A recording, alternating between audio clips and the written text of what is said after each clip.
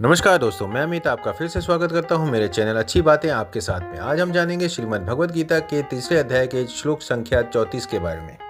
इस श्लोक में भगवान श्री कृष्ण कह रहे हैं कि इंद्रिय के अर्थ में मनुष्य के राग और द्वेष व्यवस्था से यानी अनुकूलता और प्रतिकूलता को लेकर स्थित है।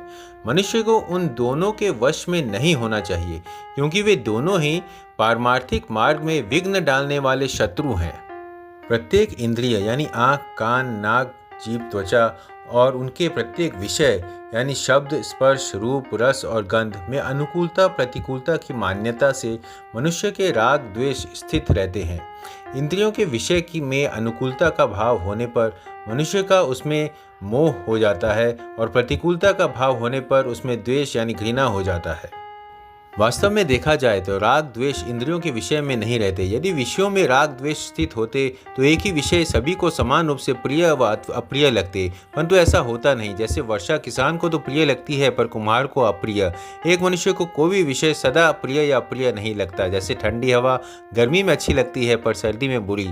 इसी प्रकार सब विषय अपनी अनुकूलता या प्रतिकूलता के भाव से ही प्रिय व अप्रिय लगते हैं। अर्थात मनुष्य विषयों में अपना अनुकूल या प्रतिकूल भाव करके उनको अच्छा या बुरा मानकर राग द्वेष कर लेता है।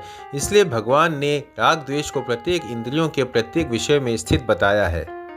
निष्काम भाव पूर्वक संसार की सेवा करना राग द्वेष को मिटाने का अचूक उपाय है।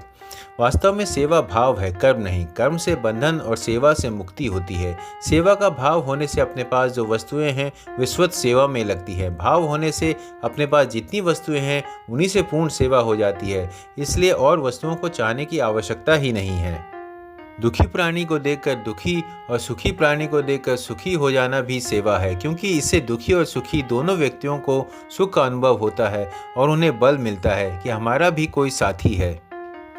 स्वाभाविक कर्मों का त्याग करना तो हाथ की बात नहीं है, पर उन कर्मों को राग द्वेष पूर्वक करना या ना करना बिल्कुल हाथ की बात है। साधक जो कर सकता है वही करने के लिए भगवान आज्ञा देते हैं कि राग द्वेष युक्त स्फुरना उत्पन्न होने पर भी उसके अनुसार कर्म मत करो, क्योंकि वे दोनों ही पारमार्थिक मार्ग के लुटेरे हैं। आज के लिए इतना ही। धन्यवाद। जय सिया राम।